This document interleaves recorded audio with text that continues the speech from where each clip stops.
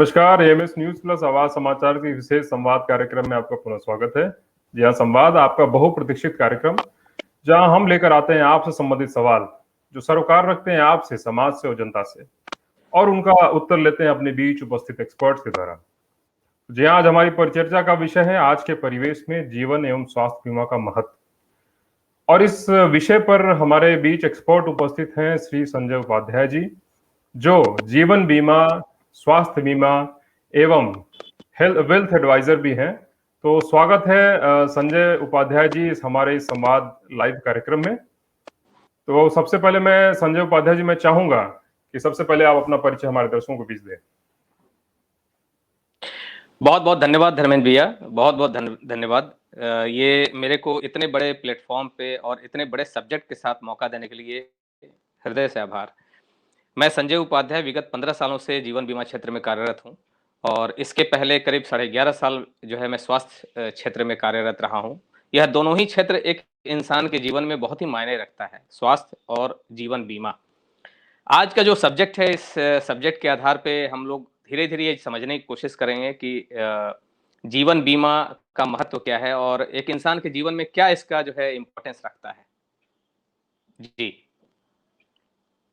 जी जी हाँ, संवाद के माध्यम से मैं आपको बताना चाहूंगा संजय उपाध्याय जी कि आपके बीच दर्शक हमारे जुड़ चुके हैं और लाइव इस कार्यक्रम में वो आपसे अपने प्रश्नों का उत्तर जानेंगे। तो जैसा आपने बताया, अभी आपने ही एक प्रश्न हमारे बीच रखे हुए प्रश्नों का रखा है कि जीवन बीमा का महत्व क्या है। अधिकतर अमूमन लोग इसके महत्व को समझ नहीं पाते हैं, तो आप अपने अपने हिसाब से कैसे समझाना चाहेंगे कि इसका महत्व कैसा है? देखिए, इसके महत्व को समझने के से पहले इसके इतिहास को समझना होगा।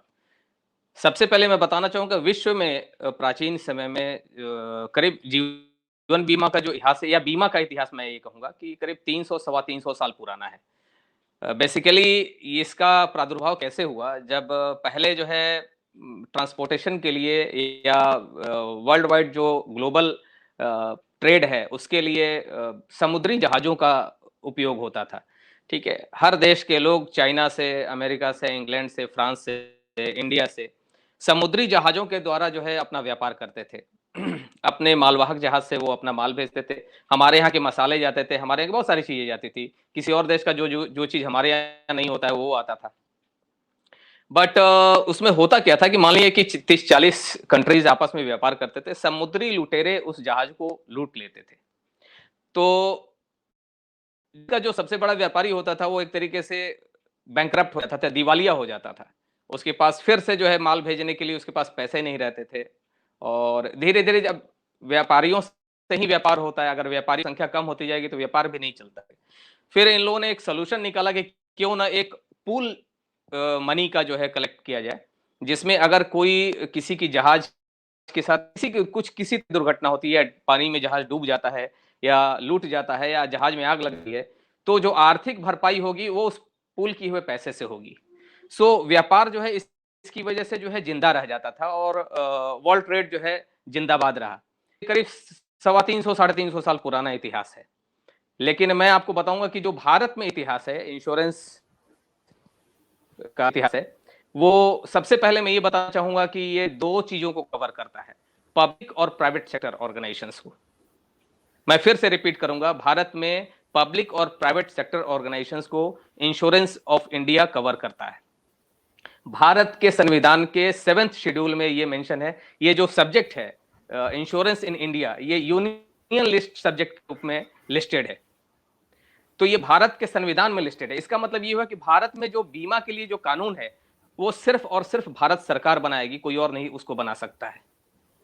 यही वजह है कि जितने भी बीमा कंपनियों के जो एजेंट हैं, अभिकर्ता हैं, वो ट्रेनिंग जो भारत सरकार के द्वारा जो है रेगुलेटरी बॉडी के द्वारा जो सिलेबस निर्धारित है उसी को पढ़ते हैं और उसी एग्जामिनेशन सेंटर में जाकर के एग्जाम देते हैं और सबके पास लाइसेंस एक होता है। भारत में बताएं तो बीमा का जो पड़ाव है वो अलग अलग पड़ाव से बीमा उद्योग गुजरा है।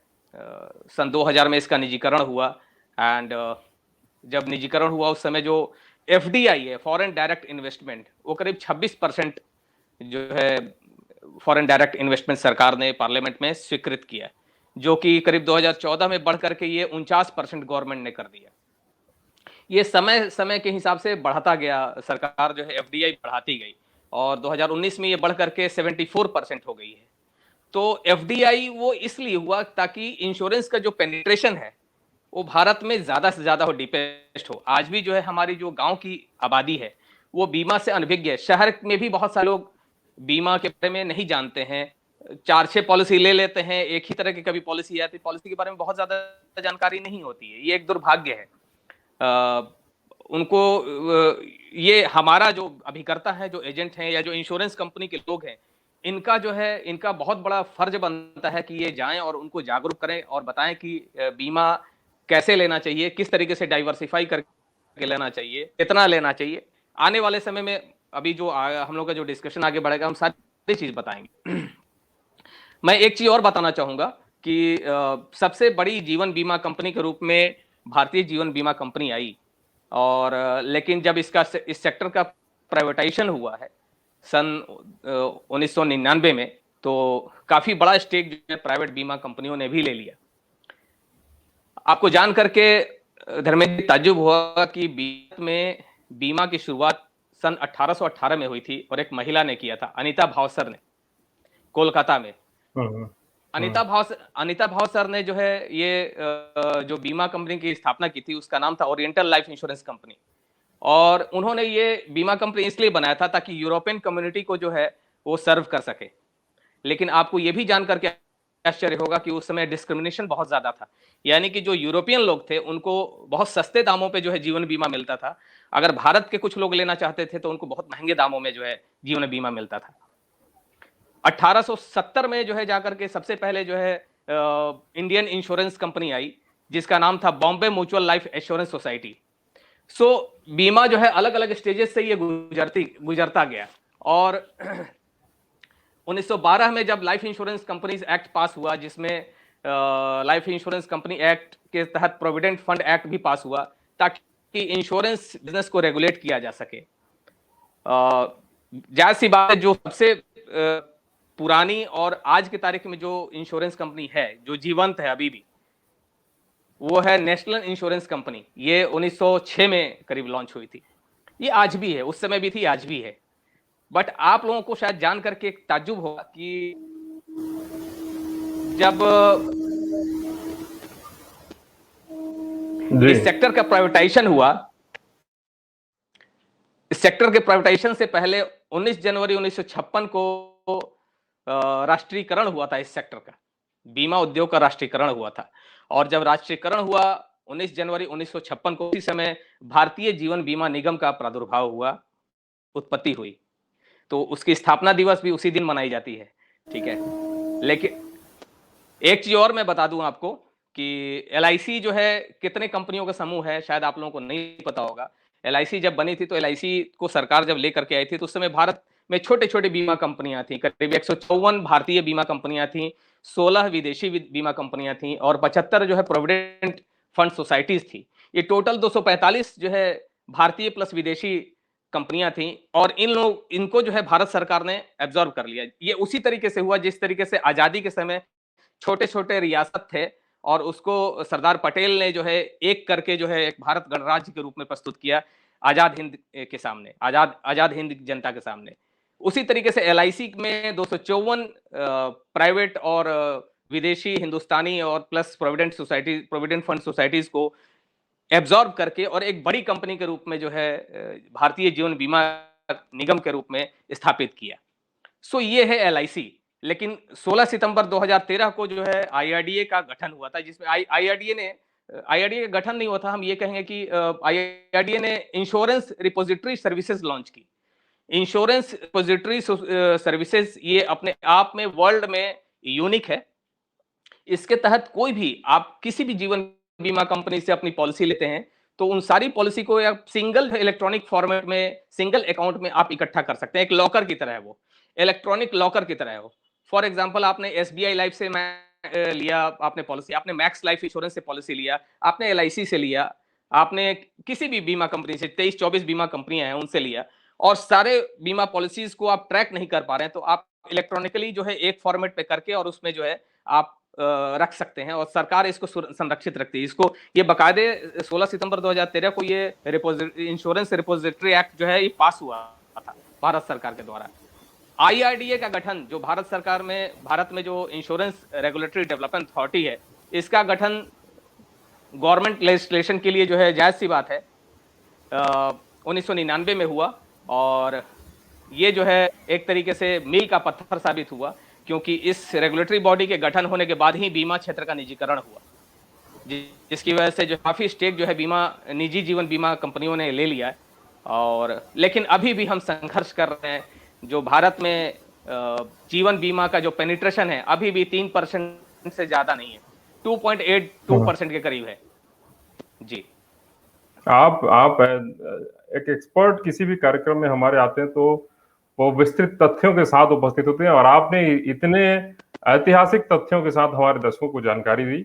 निश्चित तौर पे आप इस क्षेत्र के एक सम्मानित विशेषज्ञ हैं जिन्होंने इतनी एनालिटिकल डेटा हमारे दर्शकों को दी। आपने अपने जवाब के बीच में एक बड़ा ही सुंदर शब्द इस्तेमाल किया था कि प्राइवेट इंस्टीट्यूशंस, जहां क्या लगता है आपको आज के समय में अभी भी लोग किसी प्राइवेट इंश्योरेंस बॉडी से इंश्योरेंस कराना बड़ा ही रिस्की समझते हैं? इसके बारे में आप क्या कहना चाहेंगे? देखिए, जायज सी बात है, चूंकि ये पैसे से जुड़ा मसला है तो आदमी सोचता है कि पता नहीं कौन सी कंपनी होगी, कौन सी कंपनी नहीं होगी। क्योंकि हिंदुस्तान में कालांतर में कुछ ऐसे हुआ है कि आप देखेंगे तो 90s के टाइम में बहुत सारे ऐसी चिट फंड कंपनीज भी हिंदुस्तान में आ गई थी, जो कि पैसे लोगों को लालच देती थी कि हम अब 3 साल में पैसे दुगना कर देंगे, 5 साल में दुगना कर देंगे, 10 साल में दुगना कर देंगे। लोग समझते नहीं थे, लोग कुछ शुरुआती दौर में लोगों को दिया जाता था और इसके बाद जो है रातों रात कंपनी तालब, वो अनऑर्गेनाइज सेक्टर था, असंगठित क्षेत्र था, सरकार का उसके ऊपर नियंत्रण नहीं था। ये समझने की जरूरत है। मैं दर्शकों को फिर से बताना चाहूंगा, वो असंगठित क्षेत्र था जिसके ऊपर सरकार नियंत्रण नहीं था। सन 2000 में जो है इसका जब प्राइवेटाइजेशन हुआ है, 1998 में इसका निजीकरण हुआ है और सरकार ने इसको रेगुलेट करने के लिए इंश्योरेंस रेगुलेटरी डेवलपमेंट अथॉरिटी का एक गठन किया है, जो सरकारी संगठन है, सरकारी संस्था है, जैसे रिजर्व बैंक ऑफ इंडिया है, security and exchange board of India है, उसी तरीके से ये है। और इसी के अंडर में सारी बीमा कंपनियां काम करती हैं। जो एजेंट होते हैं उनको लाइसेंस सरकार ही देती है, वो सब सरकारी व्यक्ति एक सरकारी लाइसेंसधारी होते हैं। वो उनको सरकार की तरफ से ये अधिकृत किया जाता है कि अब आप बीमा बेच सकते हैं।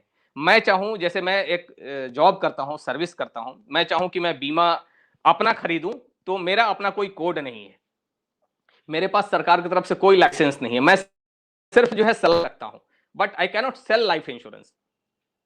वो लाइफ इंश्योरेंस किसी न किसी एजेंट के माध्यम से ही मुझे जो है देना पड़ेगा। दूसरी बात, जब बीमा का जब निजीकरण हुआ है तो उसी समय, उसके कुछ सालों पहले जो है, चूंकि कुछ कंपनियों ने इस तरीके से जो है फाइनेंशियल अनियमितताएं की थी, जिसकी वजह से लोगों के पैसे को, लोगों को एक तरीके से चीट किया गया। बट वो सरकार ने सन 2000 के बाद वो सारी चीज बंद हो गई। उसके बाद जो है फ्रॉजरी अब कोई दुकान खोल करके नहीं कर सकता है। और वैसे भी मैं आपकी जानकारी के लिए बता दूं कि भारत में जो इंश्योरेंस रेगुलेटरी डेवलपमेंट अथॉरिटी का जो नियमावली है, जो उसके रूल्स एंड रेगुलेशंस हैं, वो विश्व के सबसे सख्त नियमों में से एक है। फॉर एग्जाम्पल, मैं आपको इसको ऐसे समझा दूं कि जैसे मान लीजिए कि कोई भी एक बैंक ले लेते, बहुत सारे बैंकिंग सेक्टर के भी लोग बीमा क्षेत्र में आए हैं। जैसे max life insurance non banking है, बजाज एलियंस नॉन बैंकिंग है, लेकिन जो है SBI लाइफ ये बैंकिंग है। ये बैंक, इस SBI का अपना स्टेट बैंक ऑफ इंडिया भी है, ICICI बैंक भी है, HDFC बैंक भी है, इन लोगों का अपना बीमा कंपनी भी है। सो अगर किसी तरह की अगर पैसे की जरूरत बैंक को पड़ती है तो वो RBI से पैसे मांगेगा। वो अपने बीमा कंपनी का पैसा कस्टमर का इस्तेमाल नहीं कर सकता है। इतनी सख्त जो है गाइडलाइन है, ये समझने की जरूरत है। सबसे पहले यहां पे मैं तसल्ली देना चाहूंगा कि आप 24 बीमा कंपनी है, किसी भी बीमा कंपनी से कोई भी प्लान खरीदे, आपका पैसा सुरक्षित है। बस एक बात का आपको ध्यान रखना है कि जो पॉलिसी आप ले रहे हैं, जिस व्यक्ति से आप पॉलिसी ले रहे हैं, वो व्यक्ति आपको पूरी तरीके से सारी चीज, आपकी फाइनेंशियल नीड एनालिसिस करके आपको चीजें दे रहा है कि नहीं दे रहा है, आपकी भविष्य की आर्थिक जरूरतों को समझते हुए चीजों को दे रहा है कि नहीं दे रहा है।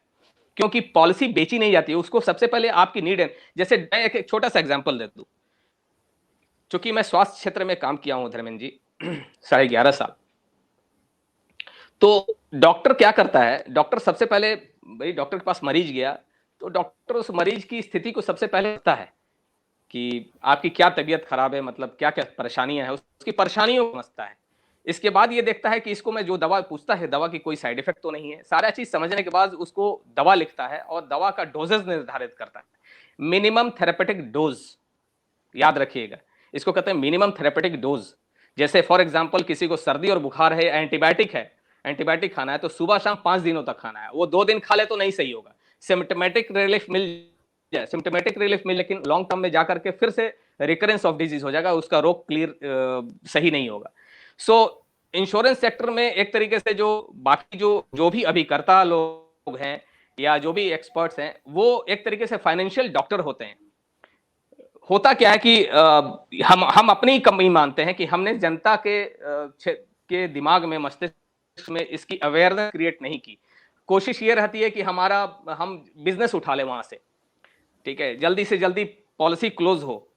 पॉलिसी क्लोज होना मायने नहीं रखता है, हम वहां से हमारा संबंध शुरुआत होता है, क्योंकि इंश्योरेंस सेक्टर में हम किसी को पॉलिसी देते हैं तो 10 साल, 15 साल, 20 साल के लिए लॉन्ग टर्म फाइनेंशियल गोल को देखते हुए देते हैं, उसके बच्चों के एजुकेशन के लिए, बच्चों के मैरिज के लिए, रिटायरमेंट के लिए। उसके बजट को ध्यान में रख करके हमको पॉलिसी देना चाहिए। खुश होकर के उसने ले लिया 1 लाख रुपया सालाना पे, पता चला कि वो जमा भी नहीं कर पा रहा है 3 साल बाद।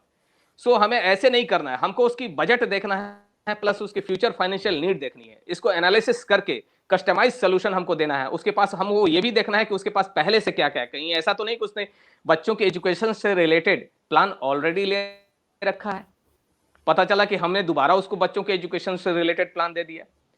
लेकिन हाँ, यहां पे मेरी दर्शकों से भी एक गुजारिश रहेगी कि इस सब्जेक्ट पे डिस्कशन करिए, इस सब्जेक्ट को अवॉइड मत करिए। इस सब्जेक्ट पे हमें चर्चा करना चाहिए एक्सपर्ट के द्वारा। मतलब जब भी आपके पास कोई एक्सपर्ट आता है जीवन बीमा से संबंधित बात करने के लिए, तो उसको इग्नोर मत करिए, उसको समझिए, लीजिए बाद में, लेकिन सबसे पहले समझिए कि ये क्या बता रहा है। और एक चीज और समझने की जरूरत है, दवा खा करके कोई डॉक्टर नहीं हो सकता है, पॉलिसी लेकर के हम पॉलिसी के एक्सपर्ट नहीं हो सकते। पॉलिसी का एक्सपर्ट तो वही है जो पॉलिसी लेकर के आया है, जिसको ट्रेनिंग मिली है, जो पूरे उसकी जानकारी बारीकियां समझता है।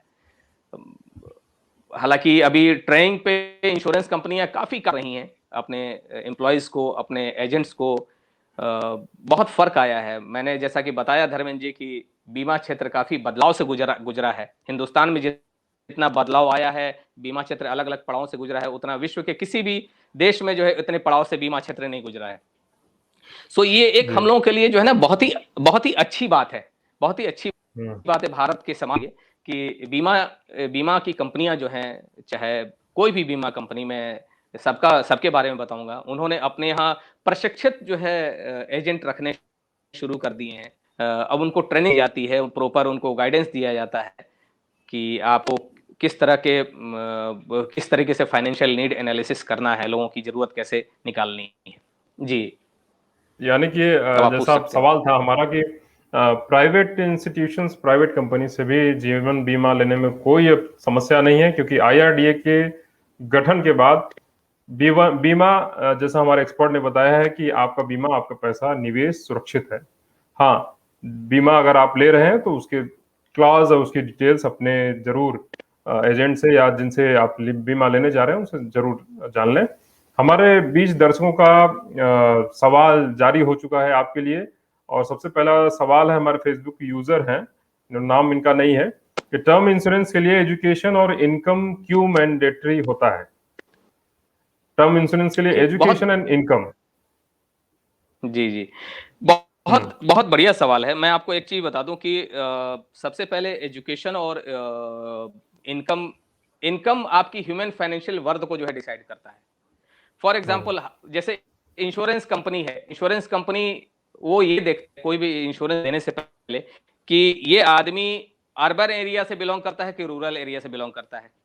रूरल एरिया के व्यक्ति की ह्यूमन फाइनेंशियल वैल्यू कुछ और होती है, और अर्बन एरिया के व्यक्ति की ह्यूमन फाइनेंशियल वैल्यू कुछ और होती है, पहली बात। दूसरी बात, जो इनकम है, वो इनकम आपकी जो है वर्थ को, फाइनेंशियल वर्थ को, आपके बुक्स को डिसाइड, आपका बुक्स जो है वो डिसाइड करता है। फॉर एग्जांपल, किस लिए ऐसा क्यों होता है कि रूरल और ये किस किस भाव के लिए, दिखाने के लिए ऐसा होता है कि क्लासिफिकेशन क्यों करते हैं इसमें इनकम से संबंधित? मैं बता रहा हूं। हाँ, मैं बता रहा हूं।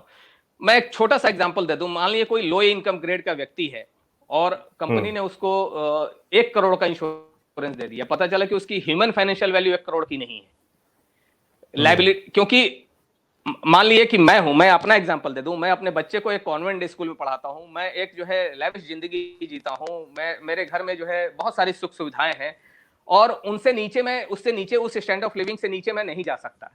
ठीक है। और मैंने अपने इनकम को शो कर रखा है कि मेरी जो है 5 लाख इनकम है, 7 लाख सालाना इनकम है, 10 लाख इनकम है। जैसे जैसे मेरी इनकम बढ़ती है, मेरा, क्योंकि कुछ तो पैरामीटर होना चाहिए ना भाई। फॉर एग्जाम्पल मैं एक छोटा सा बात बता दूं कि मान लीजिए एक चाय वाला है, उसकी उसकी इमोशनल वैल्यू है, वो अपने परिवार के लिए उतना ही कीमती जितना मैं अपने परिवार के लिए कीमती हूं। लेकिन फाइनेंशियल वैल्यू मेरे और उसके में अंतर है। वो कैसे डिसाइड होगा? हम उसको क्या 100 करोड़ का बीमा दे सकते हैं? कितना देना चाहिए बीमा? तो वो एक सरकार ने ये निर्धारित कर रखा है कि आप अपना जितना आईटीआर रहेगा उस आईटीआर का 20 गुना जो है हम आपको बीमा देंगे। सो ये एक पैरामीटर है। इस पैरामीटर को निर्धारित करने के लिए सरकार ने ये नियम बनाया हुआ है। ये रेगुलेटरी बॉडी ने बनाया हुआ है। मेरे सबसे हम्म। मैं स्पष्ट कर पाया हूं। जी जी, बिल्कुल बिल्कुल। इस, जैसा आपने अभी कुछ देर पहले भी बताया था कि एक तरीके के जीवन बीमा में लोग जैसे इन्वेस्ट करते हैं, तो एक एक उम्र में कितने पड़ाव में एक कितना इन्वेस्ट करना चाहिए, या उसको कहिए कि एक किस स्टेज से लोगों को इन्वेस्ट जीवन बीमा में निवेश करना चाहिए और कितना करना चाहिए? बहुत सही सवाल आपने पूछा। ये बहुत महत्वपूर्ण सवाल है। मैं बताना चाहूंगा हम्म। दर्शकों को कि एक्चुअली जो हमारी जो, वैसे तो इंसान जब पैदा होता है, धरती पे आता है, तो उसी समय उसकी भावनात्मक कीमत बढ़ जाती है। समझने की कोशिश करिएगा, एक इंसान की दो तरह की कीमत होती है। एक इमोशनल इमोशनल वैल्यू, एक फाइनेंशियल वैल्यू। ठीक है।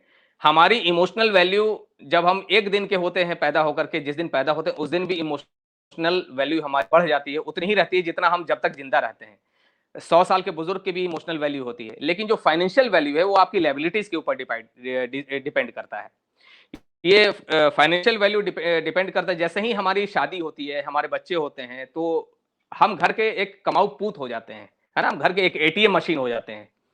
हम हर महीने 50,000 लाख रुपया कमा करके ले आते हैं और उससे हम अपने बच्चे की स्कूल फीस भरते हैं, अपने घर का खर्च चलाते हैं, मोबाइल, पेट्रोल, केबल, दूध, राशन सब मंगाते हैं। अगर उस एटीएम को कुछ हो, अच्छा, उसके उस परिवार के मुखिया के ऊपर जो है कम से कम 5 से 7 लोग, 10 लोग डिपेंडेंट होते हैं फाइनेंशियली। ठीक है। जब हमारे साथ कोई अनहोनी होती है, कोई इवेंचुअलिटी होती है, any kind of unforeseen condition होता है, जब हमारी डेथ होती है, तो उस कंडीशन में हमारे परिवार को दो तरह का लॉस होता है। पहला होता है इमोशनल लॉस।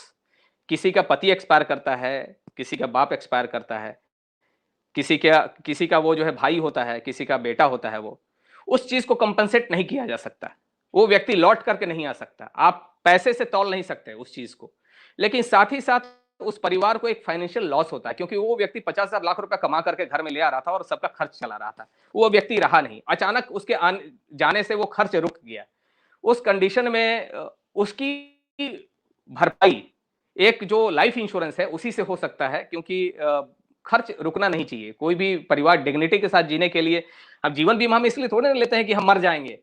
जीवन बीमा हम इसलिए लेते हैं कि हम रहे चाहे ना रहे, हमारे परिवार जो है सम्मानजनक जिंदगी जिएगा, हमारे बीवी बच्चे किसी के ऊपर आर्थिक रूप से आश्रित नहीं होंगे। और मेरे समझ से कोई भी समझदार व्यक्ति, पढ़ा लिखा व्यक्ति या कोई भी संजीदा व्यक्ति ये नहीं चाहेगा कि वो रहे चाहे ना रहे, उसके परिवार की आर्थिक रूप से उसके जाने के बाद जो है किसी संकट में हो, किसी के सामने हाथ फैलाए। बहुत सारे लोग हमसे कहते हैं, जैसे मैं तो रोज ही कम से कम 4-5 लोगों से मुखातिब होता हूँ, मिलता हूँ। तो उसमें से कई तरह के लोग होते हैं, मानसिकता के लोग होते हैं। अरे हम जाएंगे तो क्या, बीमा का मतलब क्या होगा, देखा जाएगा, परिवार जी लेगा। ऐसा नहीं है। हम इतने इतने बेपरवाह नहीं हो सकते हैं कि हम मर जाएंगे, फिर हमने शादी क्यों की, फिर हमने बच्चे क्यों पैदा किए। हम एक सामाजिक प्राणी हैं, हम एक परिवार के बंधन के साथ चलते हैं, हम एक जिम्मेदारी लेकर चलते हैं। आप ये नहीं कह सकते कि कोई बात नहीं, हम मर जाएंगे तो क्या होगा, स्कूल फीस नहीं भरा होगा तो उसकी जिम्मेदारी कौन लेगा। घर के मुखिया होने के नाते हमें इस जिम्मेदारी को समझना है और लेना है। तो हमारे परिवार को जो आर्थिक जो लॉस होता है, उस फाइनेंशियल लॉस के कंपनसेशन के लिए जीवन बीमा होता है। तो मैं यहां पे बताना चाहूंगा कि जो हमारी जो लायबिलिटीज होती हैं, फॉर एग्जांपल किसी की नई नई शादी हुई है तो उसकी लायबिलिटीज कंपैरेटिवली कम है। अगर किसी का एक बच्चा है तो उसकी लायबिलिटीज थोड़ी सी ज्यादा है। किसी के बूढ़े माँ बाप भी उसके ऊपर आश्रित हैं, छोटे भाई बहन भी आश्रित हैं, और घर के 7-8 लोग के ऊपर फाइनेंशियली डिपेंडेंट है, उसकी फाइनेंशियल लायबिलिटी कुछ और ही है। सो इंश्योरेंस मायने रखता है, और इसकी समझ तब आती है जब व्यक्ति नहीं होता है।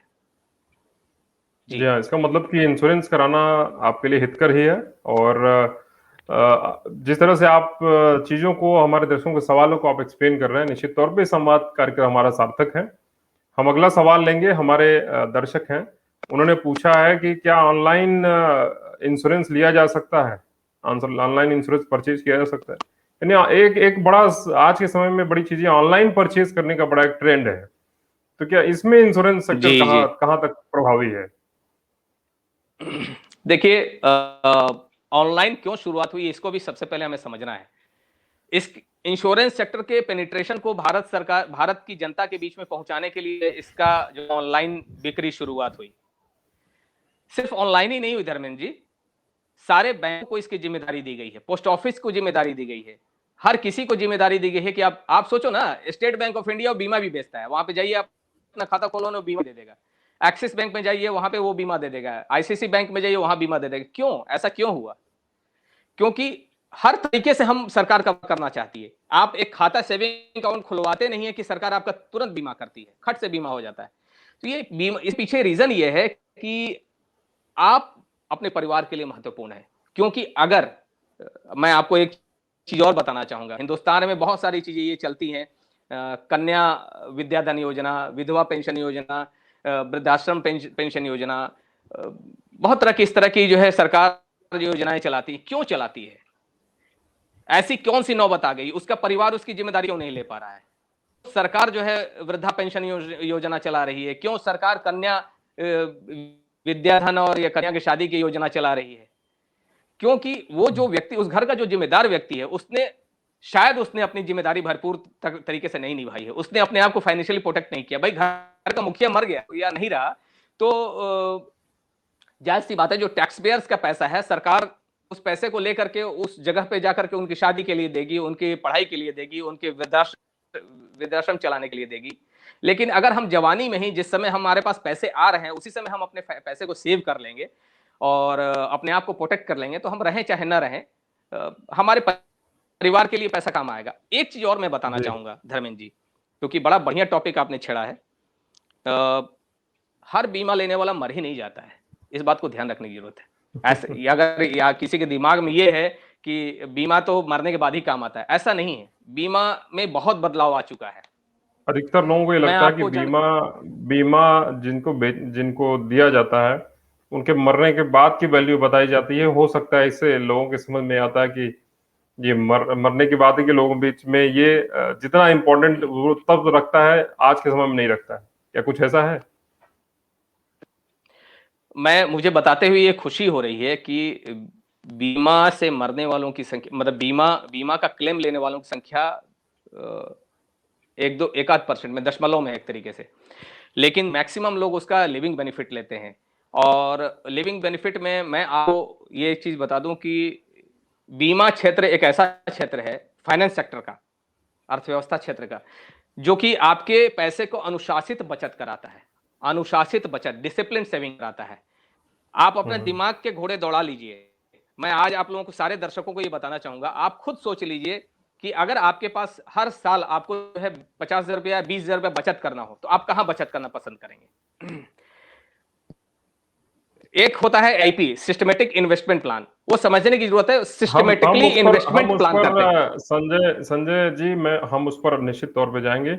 अभी एक हमारे दर्शक बीच जुड़ चुकी हैं। इनका नाम है डॉक्टर गीता तिवारी जी। डॉक्टर गीता तिवारी जी, आपके सवाल है हमारे बीच एक्सपर्ट के लिए? डॉक्टर गीता तिवारी जी, आप अपने आप को अनम्यूट कर लीजिए। जी, डॉक्टर गीता तिवारी जी, आप बोलिए, सवाल पूछें अपना।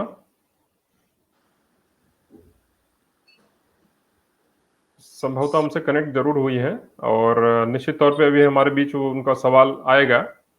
तो हम अपने सवालों पर आते हैं। संजय उपाध्याय जी, जैसे आप अभी बता रहे थे ऑनलाइन ऑनलाइन के लिए कि ऑनलाइन कितना जरूरी है और या ऑनलाइन कितना लेने के बाद किसी को क्या देखिए, समस्याएं हो हाँ, सकती है तो या नई समस्या हो। मैं बिल्कुल, बिल्कुल। देखिए, ऑनलाइन ऑनलाइन खरीदना कोई गुनाह नहीं है, आप ऑनलाइन खरीदारी कर सकते हैं, लेकिन एक चीज़ समझने की ज़रूरत है। मैं आपसे एक सवाल पूछना चाहता हूँ, बीमा सलाह की वस्तु है, समझने की कोशिश करिएगा।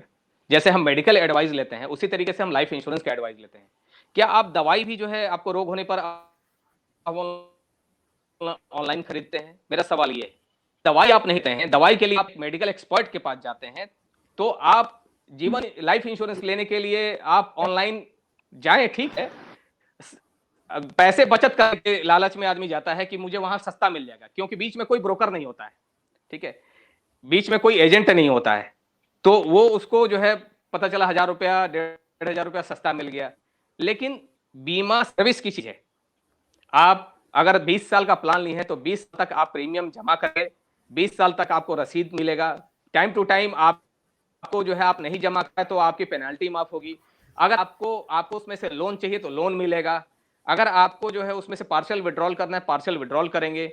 भगवान माफ करे, अगर आपके साथ कोई अनहोनी हो गई, आप नहीं रहे, तो उस कंडीशन में एजेंट जा करके आपका सारा डॉक्यूमेंटेशन करके और आपका क्लेम सेटल कराता है, घर पे पहुंचाता है पैसा। तो इसकी महत्ता को समझिएगा। वैसे धर्मेंद्र जी, मुझे बताते हुए खुशी हो रही है, एक हिंदुस्तान में सर्वे हुआ था जिसमें ये निकल करके आया कि अधिकांशतः जनता वो किसी एजेंट के माध्यम से, अपने परिचित के माध्यम से बीमा लेना चाहती है। सो ऑनलाइन बीमा लेते हैं। मैं 15 सालों से हूं, मैंने भी ले रखा है बहुत सारा, मेरे 16-17 पॉलिसीज हैं, लेकिन मैंने आज तक से ऑनलाइन कोई खरीदारी नहीं की। इसकी क्या बाकी विशेष वजह आप क्या कर है? सकते क्या हैं। मैं विशेष विशेष क्या वजह, ऐसा क्या कुछ कठिनाइयां आ सकती हैं रिपेमेंट के संबंध में या क्लेम के संबंध में? देखिए, पारदर्शिता नहीं रहेगी। पारदर्शिता आप पारदर्शिता नहीं कर सकते। आप सबसे पहले ये बीमा जो है विश्वास की चीज है। आप जिसके ऊपर विश्वास करते हैं आप उससे बीमा लेते हैं। आप देख लीजिए, अगर आपने भी बीमा लिया होगा तो आपने किसी न किसी परिचित की वजह से लिया होगा, ठीक है, क्योंकि आप पैसा बिल्कुल। दे रहे हैं, आप सोचते हैं इसी हाँ, तो वहां पे आपका एक बिलीफ से काम करता है कि नहीं यार, ये आदमी मुझे गलत नहीं बता रहा है, और वो आदमी मिल करके भावनात्मक रूप से आपसे और आपके परिवार से वो जुड़ा होता है कहीं ना कहीं। तो जब वो भावनात्मक रूप से जुड़ा होता है, तो चाहे जाने अनजाने में भी कुछ आपको ऐसा सजेस्ट नहीं करता है जिसकी वजह से आप दोनों के रिश्ते खराब हो। मैं आपको एक वाकया सुनाना चाहूंगा कि मैंने एक व्यक्ति को बीमा दिया था, और उनकी माता जी को दिया था। वो अचानक जो है करीब 58 साल की एज में उनकी असामयिक मृत्यु हो गई। वो बनारस के ही रहने वाले थे। जब उनकी मृत्यु हो गई तो मेरे पास खबर आई, और मैंने जो है सारा प्रोसेस अपने यहाँ करा दिया। जा करके उनके घर पे सारा फॉर्मेलिटीज डॉक्यूमेंटेशन से कराया, डॉक्यूमेंटेशन करा करके इवन आप यकीन नहीं करेंगे, डेथ सर्टिफिकेट आकर के बनवाया। डेथ सर्टिफिकेट जाकर बनवाया, और उनके 2 हफ्ते के अंदर, 2 हफ्ता तो मैं बहुत ज्यादा बता रहा हूँ, 6 से 7 दिन के अंदर क्लेम उनके अकाउंट में पहुंच चुका था। मैं कहना क्या चाह रहा हूं कि ये सिर्फ क्लेम की ही बात नहीं है, मैच्योरिटी की भी बात है। आप जब बोलते हैं तो आप मेरे ऊपर छोड़ करके जाते हैं। मैं आपसे एक सवाल करना चाहता हूं, और ऑनलाइन आप खरीद लीजिए, लेकिन अगर आपको कोई समस्या होगी तो आप ऑफिस ही जाएंगे ना, ऑफिस जाकर किसी परिचित को ढूंढने की कोशिश करेंगे ना। जी, ठीक है, गीता तिवारी क्यों? जी, क्या आप हमारे बीच उपस्थित हैं? अब अगर आप जी, अपना सवाल नमस्कार, नमस्कार संजय उपाध्याय जी, नमस्कार। जी जी, सवाल पूछें अपना। नमस्कार जी, मैं संजय उपाध्याय जी से एक सवाल पूछना ये चाहती हूँ कि मेरी उम्र 47 प्लस है, और मेरे लिए कौन सा बीमा सही रहेगा? स्वास्थ्य बीमा के बारे में जानना चाहते हैं आप? जी जानना चाहती हैं आप? जी जी संजय जी, आपके लिए सवाल। आप धर्मेंद्र जी इनके सवाल को फिर स्पष्ट कर दें। इन्होंने कहा कि 47 साल की उम्र है इनकी, और इनके लिए कौन सा बीमा, स्वास्थ्य बीमा यानी कौन से प्लान, जैसे अभी हम सवाल पूछने वाले थे कि उम्र के हिसाब से कौन से ऐसे प्लान भी लिए जा सकते हैं। 47 साल की उम्र है तो इनको कौन सा प्लान लेना चाहिए? बहुत बढ़िया सवाल है। पहली बात तो ये बता दूं कि स्वास्थ्य बीमा आप किसी भी उम्र में ले सकते हैं, मतलब 18 साल के बाद आप ले सकते हैं, बच्चों का भी करा सकते हैं। जो घर के एडल्ट होते हैं वही अपना बीमा कराते हैं। फैमिली फ्लोटर होता है जिसमें परिवार के पत्नी, बच्चे, ये सारे लोग उसमें आते हैं। अगर 47 साल की उम्र है, ये बीमा ले सकती हैं। उसमें एक चीज जो है ध्यान रखने वाली बात होती है कि किसी बीमा में, चाहे वो स्वास्थ्य बीमा हो चाहे जीवन बीमा हो, आपको अगर कोई प्री एग्जिस्टिंग डिजीज है, पहले से अगर आपको कोई रोग है, तो उसको डिक्लेयर करना होता है। वो स्वास्थ्य क्षेत्र में करीब करीब 4 साल तक वो उससे संबंधित आपको कोई क्लेम नहीं मिलता है जब आप बीमा लेते हैं। ठीक है, फॉर एग्जाम्पल मेरे को शुगर है, फॉर एग्जाम्पल, तो मैंने डिक्लेयर किया कि मेरे को शुगर है। 4 साल जाकर के मैं स्वास्थ्य बीमा, शुगर से रिलेटेड कोई भी कॉम्प्लिकेशंस होता है और मैं एडमिट होता हूं, तो वो क्लेम के लिए मैं एलिजिबल होऊंगा। तो अब कंपनियां देने लगी हैं। एक समय था जो है कंपनियां नहीं देती थी, रिटायर्ड लोगों को स्वास्थ्य बीमा नहीं देती थी, या जिसको प्री एग्जिस्टिंग डिजीज है उसको नहीं देती थी। अब जो है सब डिस्क्लोज करके जो है, छुपाना कुछ नहीं चाहिए, आपको छुपाना कुछ भी नहीं चाहिए, आपको सारी चीज डिक्लेयर करना चाहिए। ठीक है, तो गीता जी से मैं ये कहूंगा, आग्रह करूंगा कि बिल्कुल आप जो है किसी भी इंश्योरेंस कंपनी से स्वास्थ्य बीमा ले सकती हैं। एंड बहुत सारी स्वास्थ्य बीमा कंपनियां काम कर रही हैं दोस्तों। और आप ये भी मैं बता दूं कि कैशलेस हो गया है। कोविड के टाइम में थोड़ी सी दिक्कतें हुई हैं, इसमें कोई दो राय नहीं है। ठीक है, क्योंकि हमारे थर्ड पार्टी हॉस्पिटल होता है, एक तो इंश्योरेंस कंपनी होता है, एक आप होते हैं, और दूसरा जो एक हॉस्पिटल होता है। हॉस्पिटल से कैशलेस होता है। कोविड के टाइम में कुछ इस तरह की दिक्कतें हुई हैं जिसकी वजह से जो है इंश्योरेंस कंपनियों ने कैशलेस फैसिलिटी हटा दिया था। अब इसके डीप में मैं नहीं जाना चाहूंगा, ठीक है, बट मैंने भी लिया हुआ है, मैंने भी जो है कैशलेस बीमा लिया हुआ है। वो मैं एजेंट कार्ड कैरी करता हूं, वैसे ही अपनी पहचान पत्र स्वास्थ्य बीमा का मैं कैरी करता हूं हमेशा। जी, अच्छा, एक तो सिंपल सी बात है, जैसे आज हम लोग का टॉपिक, हमारा टॉपिक भी स्वास्थ्य बीमा पर भी है, तो स्वास्थ्य बीमा की क्या महत्व पड़ती है, कैसा इसका आवश्यकता कैसे पड़ सकती है? बहुत सारे लोगों को लगता है ये ऐसा है कि स्वास्थ्य बीमा में जो पैसे जाते हैं उसके रिटर्न तो होते नहीं है, तो स्वास्थ्य बीमा क्या कराना चाहिए, नहीं कराना चाहिए? बहुत सारे लोग का इस पर एक काफी डिबेट्स चलते रहते हैं। इस पर आपको क्या कहना चाहेंगे? नहीं, स्वास्थ्य बीमा बिल्कुल कराना चाहिए, क्योंकि कहते हैं ना, स्वास्थ्य धन है। कोविड ने हम लोगों को सिखा दिया है कि धन हमारा रखा रह गया, और हम स्वास्थ्य के लिए जो है, क्योंकि एक चीज समझने की कोशिश करिए, हमारे जीवन भर की पूंजी जो है ना, हमको मकान तक, देखा है लोगों ने मकान तक बेच दिया है। अपने घर में किसी को स्वास्थ्य से संबंधित कोई समस्या हुई और कोई क्रिटिकल इलनेस हुआ, ठीक है, तो उस कंडीशन में अगर लंबा पैसा खर्च हो रहा है और पैसा नहीं है, लोगों ने अपने मकान को गिरवी रख दिया, अपने गहने गिरवी रख दिए, तो स्वास्थ्य बीमा होना बेहद जरूरी है, बेहद जरूरी है। क्योंकि एक पीस ऑफ माइंड रहता है। आप जब अस्पताल में जाते हैं तो आप, जरूरी नहीं आपके बैंक खाते में जो है 1 लाख 2 लाख रुपया में है, जरूरी नहीं है, लेकिन अगर आपने 5 लाख का, 10 लाख का, 15 लाख का बीमा करा रखा है, तो आप जाते हैं उस हॉस्पिटल में और जा करके अपना जब कार्ड देते हैं, और वहां से आपको एसी रूम मिलता है, और वहां पे सारे तरह के ट्रीटमेंट कंपनी पे करना शुरू कर देते हैं, उस समय उसका महत्व समझ में आता है। ठीक है, तो ये बहुत जरूरी है, बहुत जरूरी है स्वास्थ्य बहुत बीमा, जरूरी है, बहुत जरूरी। ये धर्मेंद्र जी मैं बता दूं, ये कोई भी बीमा, चाहे जीवन बीमा हो चाहे स्वास्थ्य बीमा हो, ये उतना ही आवश्यक है जितना आपका भोजन आवश्यक है, जितना आपका वस्त्र आवश्यक है, जितना आपका आवास आवश्यक है। आप इसको पोस्टपोन नहीं कर सकते, आप इसको टाल नहीं सकते, मैं कल लूंगा, मैं बाद में लूंगा, क्योंकि कल किसी ने नहीं देखा। हम कल ही के लिए तो लेते हैं, कल किसी ने देखा है क्या? मैं एक दो घटनाएं आपसे शेयर करना चाहता हूं। जी जी जी जी, मैं एक दो घटनाएं आपसे शेयर करना चाहता हूं। मुझे अफसोस होता है कि मैंने क्यों लोगों को, जब लोग हैं टाल देते हैं, तो हमें भी ठीक है, हम कल में परसों मिलेंगे करते हैं। एक आध बार ऐसा हुआ कि मैं किसी कस्टमर से मिला और उसने बोला होली के बाद आइएगा, होली का समय था, होली बाद आइएगा। हमने कहा ठीक है भाई साहब, कोई खास वजह होली टालने? नहीं नहीं, अभी खर्चा बर्चा है, होली समय है, खर्चा बर्चा है, होली बाद आइएगा, आपको जो है ना हम दे देंगे। खैर, जब इस तरीके से कोई स्पष्ट रूप से बोलता है तो वहां पे बात काटना मुझे उचित नहीं लगता है, बट अमूमन ये चीज हम फेस करते हैं। कल ले लीजिएगा, परसों ले लीजिएगा, अगली बार देखेंगे, अगले फाइनेंशियल ईयर में देखेंगे। क्योंकि पैसे से जुड़ा मसला है, तो किसी के पास पैसा होता है, किसी के पास नहीं होता है, तो इस वजह से भी हम उनकी बातों में सहमति जता देते हैं। लेकिन उसका नुकसान क्या हुआ, जब मैं होली के बाद लौटा और उस दरमियान मैं अपने पैतृक निवास पे चला गया था, जब वहां से लौटा तो मैं उस समय बनारस की उस एक हफ्ते के दरमियान क्या घटित हुई है उससे मैं अनभिज्ञ था। वापस लौटा तो मैं उनके घर पहुंच गया। जब मैं उनके घर पे पहुंच गया तो पता चला कि साहब नहीं रहे। कुछ आपसी विवाद में इस तरीके से हुआ था कि उनको चोट पहुंची, वो नहीं रहे।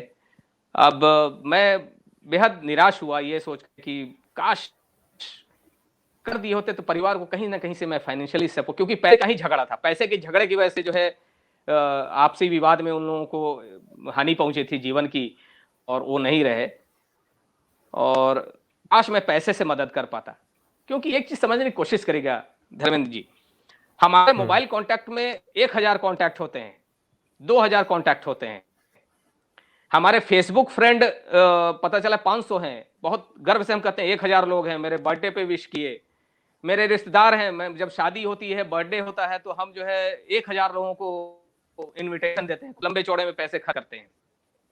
जब कुछ घटना हो जाती है ना, साथ में कोई खड़ा नहीं होता है, कोई नहीं खड़ा होता है। कोई ये भी पूछने नहीं आता है कि बच्चे का अगले महीने जो फीस जमा करना है उसको मतलब कैसे, भाभी कैसे जमा करिएगा।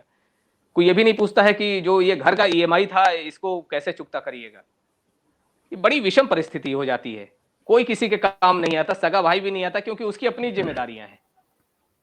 और पारिवारिक विवाद अलग से शुरू हो जाता है, बंटवारे का बहुत तरह की चीजें हो जाती हैं। जब घर का मुखिया नहीं रहता है, पति ही नहीं रहता है, तो उनमें जो है जो परिवार की स्थिति, छोटे बच्चों की और पत्नी की जो स्थिति हो जाती है, बहुत दयनीय स्थिति हो जाती है।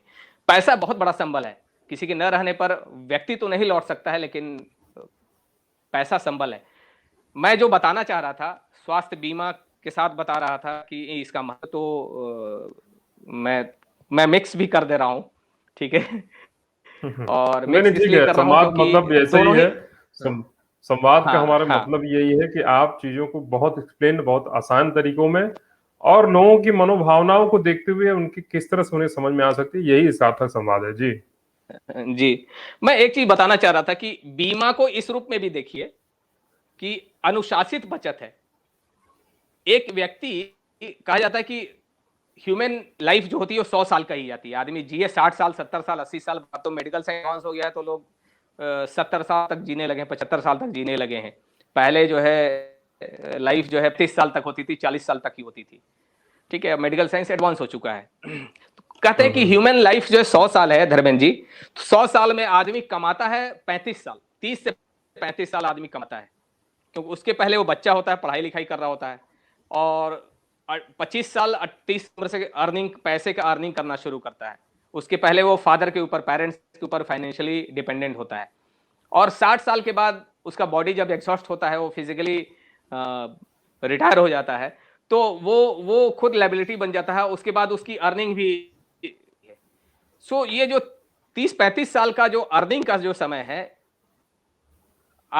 मैं सवाल करना चाहूंगा कि आप अगर नल लगा है, उससे पानी आ रहा है, बाल्टी में पानी कब भरेंगे? जब तक पानी आ रहा है तभी तक तो भरेंगे। पानी नहीं आ रहा है तो कहां से भरेंगे? और बाल्टी का पानी इस्तेमाल कब करते हैं आप? बाल्टी का पानी इस्तेमाल तब करते हैं जब नल पानी आना बंद हो जाता है।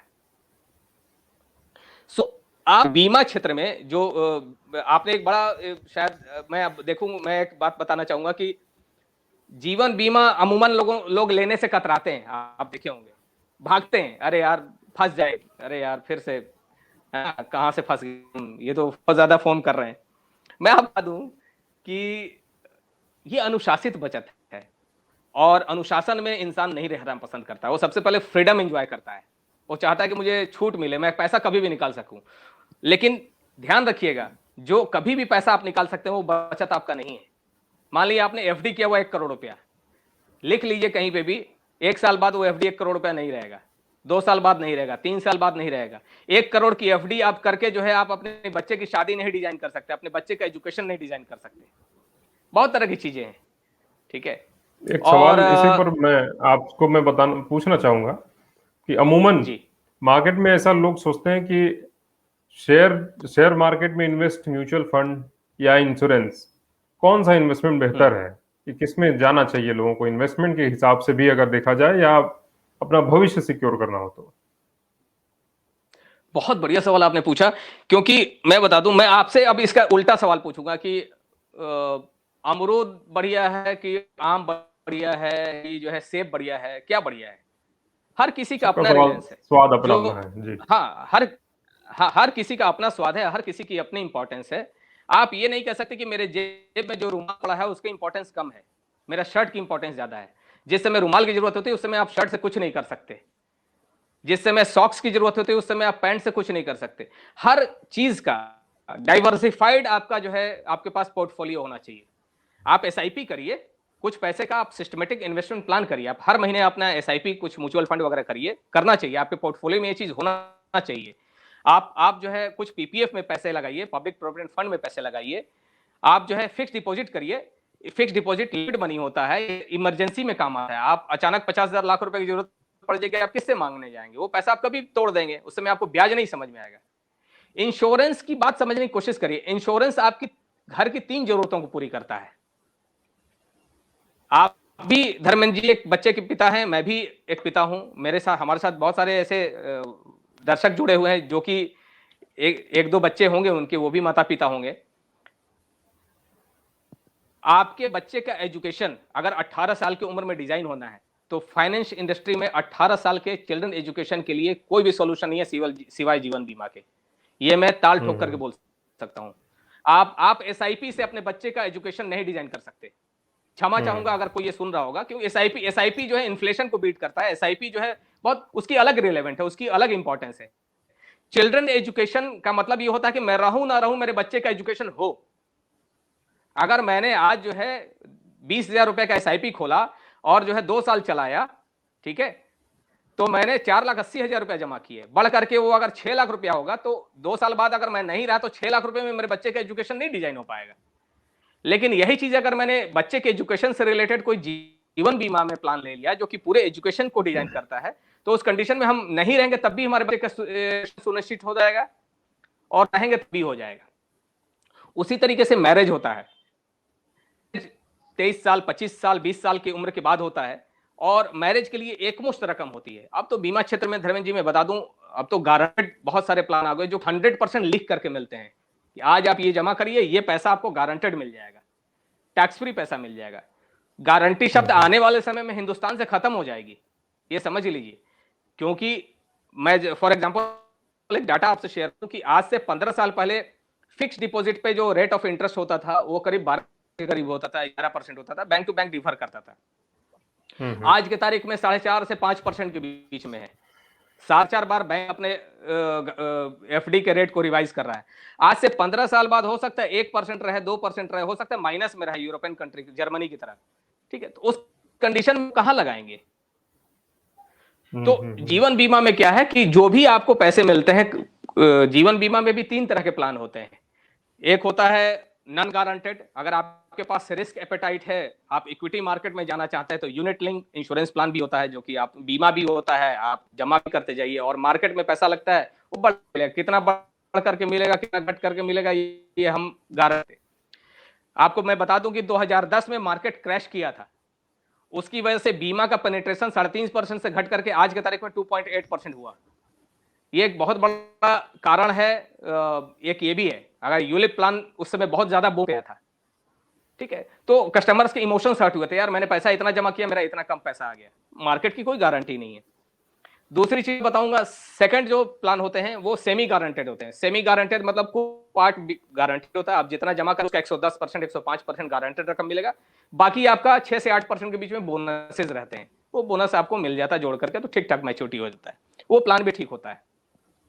तीसरा होता है गारंटेड प्लान, आप इतना जमा करिए, हम इतने साल बाद इतना पैसा 100% दे देंगे, उसमें कोई बोनस नहीं होता है। क्योंकि जो गारंटेड प्लान होते हैं उनके पैसे लगते हैं कॉर्पोरेट बॉन्ड्स में।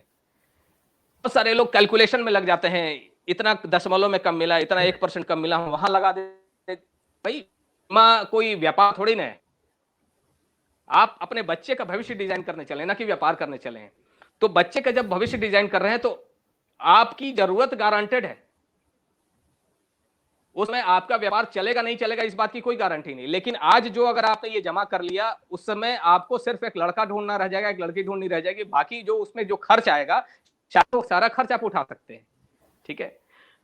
उसी तरीके बहुत से अच्छी एजुकेशन जानकारी के आपने दी लिए प्लान्स 18 के बारे में। जी। जी, उसी जी। तरीके से एजुकेशन के बारे में, अगर आपको अपने बच्चे को ऑक्सफोर्ड में, कैम्ब्रिज में पढ़ाना है, देहरादून में पढ़ाना है, आपको मसूरी में पढ़ाना है, क्योंकि एजुकेशन और स्वास्थ्य दोनों हर 5 साल पे जो है ना दुगना होता जा रहा है इसकी कॉस्टिंग। हम्म। हम्म। ठीक है। सो हम्म। आप सोचिए ना, आप और हम जब पढ़े थे उस समय एजुकेशन की कॉस्टिंग कुछ और होती थी, और आज जो हमारे बच्चे पढ़ रहे हैं वो कॉन्वेंट स्कूल में पढ़ रहे हैं, उसकी कॉस्टिंग कुछ और है। आज से 15 साल आगे बाद वाले एक 3 भविष्य साल का में भी बच्चा जब काफी ज्यादा 18, हो गई। जी जी, तो 3 साल का बच्चा 15 साल बाद जब वो 18 साल का होगा, उस समय जो मंथली उसका एक्सपेंसेस होगा वो कम से कम 25 से 50,000 रुपया होगा। वो कहां से हम दे पाएंगे? उस समय तो हमारे, आज हम 25 साल के, 15 साल बाद तो हम 50 साल के होंगे, किसके सामने पैसे मांगने जाएंगे? तो आज की तारीख में अगर हम चीजों को टाल रहे हैं तो हम अपनी जिम्मेदारियों से भाग रहे हैं, हम कुछ और नहीं कर रहे, हम अपनी जिम्मेदारियों से भाग रहे हैं।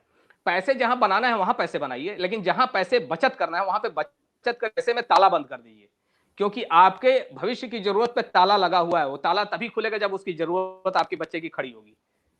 जब बच्चा 18 साल का होगा ताला खुलेगा और वो सामने खड़ा रहेगा, पापा मुझे एडमिशन की जरूरत है, अब आप पैसे दीजिए, मम्मी मुझे पैसे की मुझे इस कॉलेज में जाना, पैसे दीजिए। ठीक है। शादी के समय लड़के लड़की उस समय पैसे की जरूरत पड़ सकती है।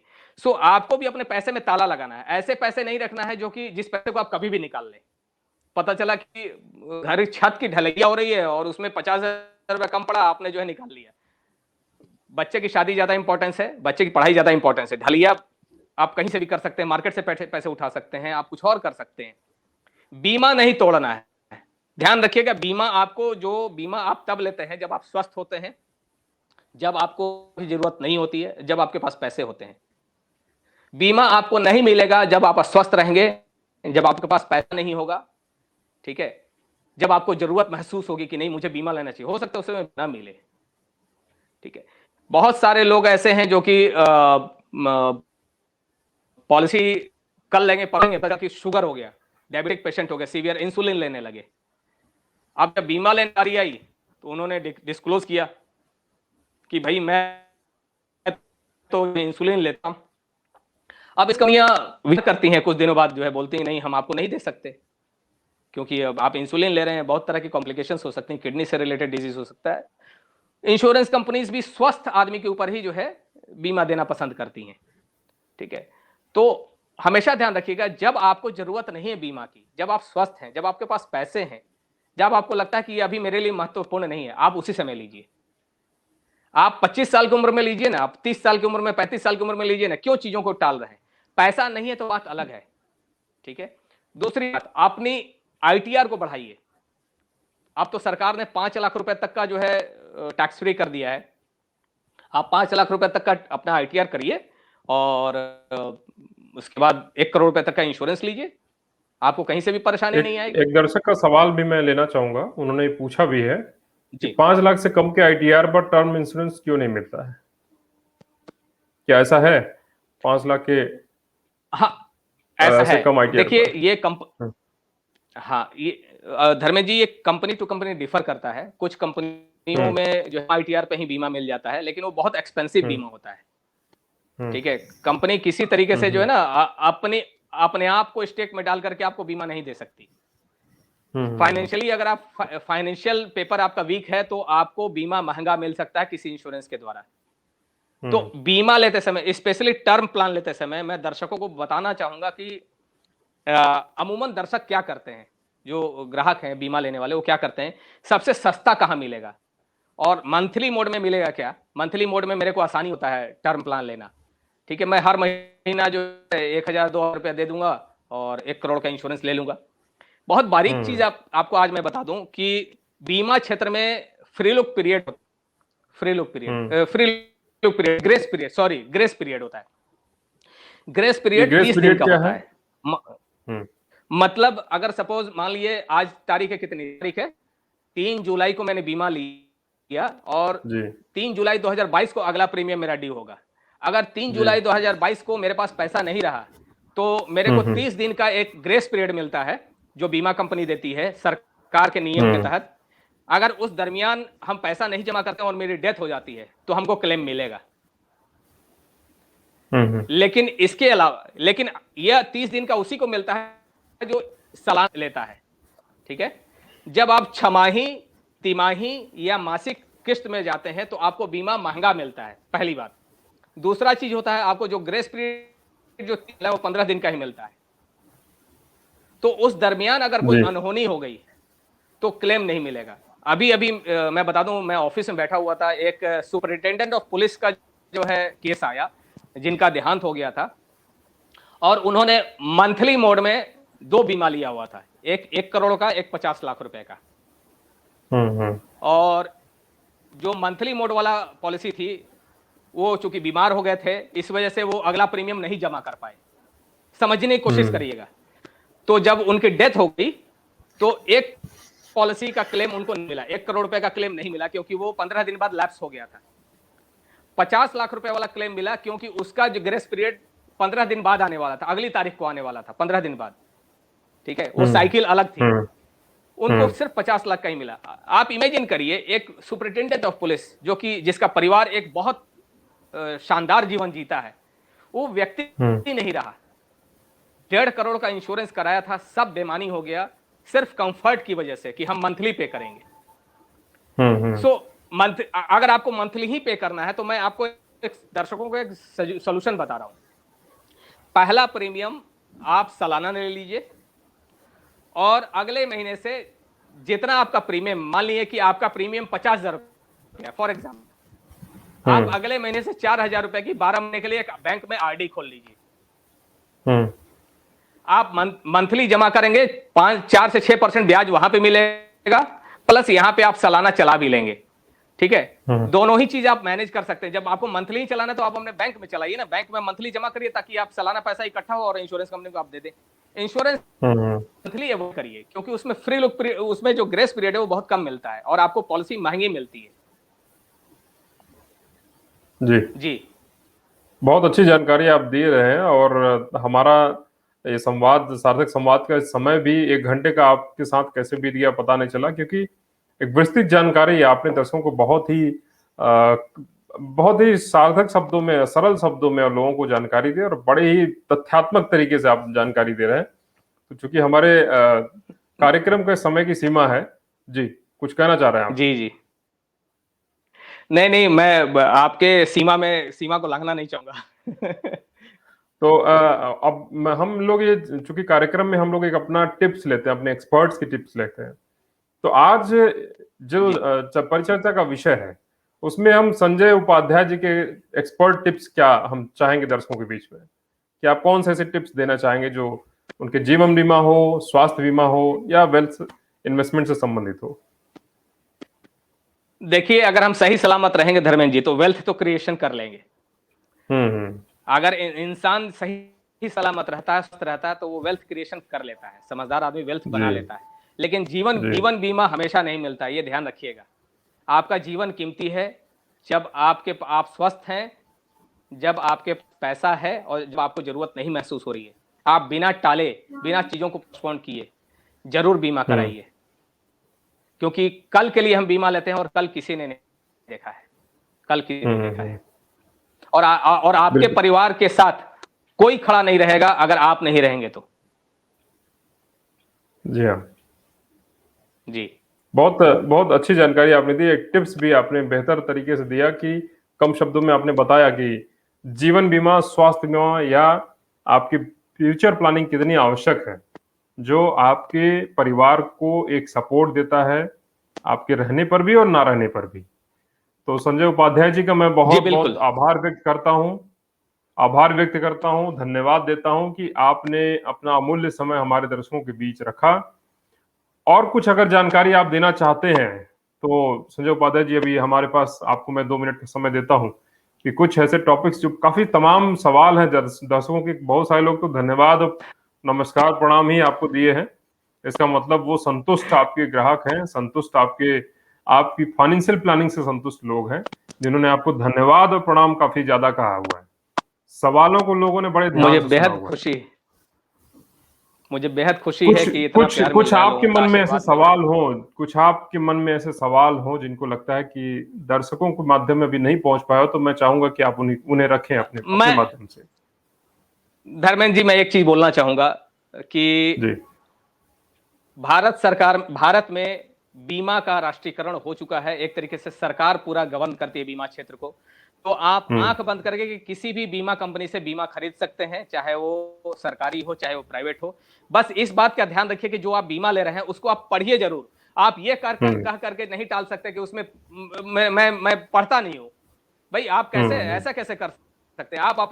आप अपने जीवन का बीमा ले रहे हैं और आप पढ़ते नहीं है। आप एक दिन समय निकालिए, उसको पढ़िए। आप बिना पढ़े किसी को दोषारोपण मत दीजिए कि मैं पढ़ा नहीं है, हमको गलत। आप उसमें सारा चीज लिखा हुआ है। और अब तो कंपनियां जो है बड़े बड़े अक्षरों में, हिंदी इंग्लिश दोनों में लिख कर देती हैं। कुछ कंपनियां रूरल लैंग्वेज में लिख करके देती हैं। मैंने देखा है, अगर आप तमिलनाडु से हैं तो आपको तेलुगु में, तमिल में, आपको मलयालम, कर्नाटका में, इस तरीके हर भाषा में लिख करके दिया जा रहा है। क्षेत्रीय भाषाओं में भी उपलब्ध है। क्षेत्रीय भाषाओं में भी आप उसको पढ़िए। आप समय निकाल करके पढ़िए। मुश्किल से 10 पन्ने का होता है। आप भागिए मत, क्योंकि वो आपने अपने परिवार के लिए लिया हुआ है। और लोन का नहीं है कि जिसमें जो है 1000 पन्ने का जो है लोन के पेपर होते हैं। तो मुश्किल से 10 पन्ने का होता है। ठीक है, उसको पढ़ना जरूरी है। अब हाँ, इंश्योरेंस कंपनी आप तो ऑनलाइन आपका बीमा करने लगी, मतलब आप डिजिटली करने लगी है। कोरोना की वजह से जो है पेपरलेस हो गया है, तो आपको मेल पे भी जाता है पॉलिसी बॉन्ड, उसको भी पढ़िए। बिना पढ़े आंख बंद करके कोई काम मत करिए, आंख खोल करके करिए। तो देखा आपने, हमारे दर्शकों ने कि देखा आपके माध्यम से, संजय उपाध्याय जी के माध्यम से, हमारे बीच जो एक्सपर्ट हैं उनके माध्यम से आपने जाना कि जीवन बीमा कितना महत्वपूर्ण है, स्वास्थ्य बीमा कितना महत्वपूर्ण है और भविष्य की प्लानिंग आपके लिए कितना महत्वपूर्ण है। जैसा संजय उपाध्याय जी ने हमें बताया कि आप जितने कम उम्र में अपने घड़े को भरेंगे, वो बूंद बूंद बन के वो घड़े का जो जल है वो बढ़ता ही चला जाएगा और भविष्य में आपकी तमाम प्यास को बुझाएगा। बेहतर प्लानिंग के बारे में इन्होंने बताया, कौन कौन से इन्वेस्टमेंट प्लान होते हैं, कौन कौन से इंश्योरेंस प्लान होते हैं, उसके बारे में आपने जानकारी दी। बहुत बहुत धन्यवाद संजय उपाध्याय जी। जी, मैं चलते चलते एक चीज और बता दूं। मैं चलते चलते एक चीज और बता दूं कि सन 2004 में पेंशन सरकार बंद कर चुकी है। अब आप पेंशन भी ले सकते हैं। जीवन बीमा कंपनियों के पास पेंशन है, उसमें जीवन बीमा नहीं होता है, कुछ में जीवन बीमा होता है, कुछ में नहीं होता है। आप अपना पेंशन गारंटेड जीवन भर का पेंशन अपना डिसाइड कर सकते हैं। आपको जीवन भर पेंशन मिलेगा, आपके न रहने पर आपकी पत्नी को जीवन भर पेंशन मिलेगा, उसके न रहने पर जो पैसा है वो आपके बच्चे को मिल जाएगा। तो पेंशन प्लान भी ले सकते हैं, गारंटेड हर महीने पेंशन मिलेगा। जीवन बीमा का बदल चुका है, स्वरूप बदल चुका है। धन्यवाद जी। जाते जाते संजय उपाध्याय जी ने पेंशन प्लान के बारे में भी बहुत अच्छी जानकारी दे दी कि आप पेंशन प्लान भी उपलब्ध, बहुत सारे सरकार ने बहुत सारी योजनाएं निकाल के रखी हैं। इन्वेस्ट करने के अनेक तरीके हैं आपके भविष्य में, अपने भविष्य को बदलने के लिए, सुधारने के लिए, अपने परिवार के साथ सुरक्षित रखने के लिए बहुत सारे तरीके, तमाम साधन आपके बीच में उपस्थित हैं इंश्योरेंस के माध्यम से। तो निश्चित तौर पे एक अच्छे सलाहकार को चुने, एक अच्छे जानकार को चुने। और जैसा हमारे एक्सपर्ट ने बताया कि बहुत सारी ऐसी जानकारियां होती हैं, आप उन्हें जानकारी जाने, समझे, बुझे, पढ़े, इन्वेस्ट जरूर करें, लेकिन सचेत भी रहे। बहुत बहुत धन्यवाद संजय उपाध्याय जी आपको पुनः इस कार्यक्रम में उपस्थिति के लिए। और मैं दर्शकों से बताना चाहूंगा कि हम पुनः किसी नए विशेष कार्यक्रम में, नए विशेष चर्चा के साथ, नए शब्दों के साथ, नए विषय के साथ हम किसी नए एक्सपर्ट के साथ पुनः उपस्थित होंगे। तब तक के लिए इजाजत दीजिए। धर्मेंद्र त्रिपाठी को बहुत बहुत धन्यवाद, आभार। और एएमएस न्यूज प्लस के इस लाइव कार्यक्रम को आप एएमएस न्यूज प्लस संवाद और आवाज समाचार के फेसबुक पेज पर, यूट्यूब पेज पर पुनः देख सकते हैं, पुनः प्रसारण के साथ। आप यूट्यूब एएमएस न्यूज प्लस को सब्सक्राइब करें, आवाज समाचार को यूट्यूब पे सब्सक्राइब करें, ये प्रसारण आपको वहां देखने को मिलेगा। बहुत बहुत धन्यवाद। मिलते हैं नए प्रोग्राम में, नए विषय, नए चर्चा और नए एक्सपर्ट के साथ। धन्यवाद।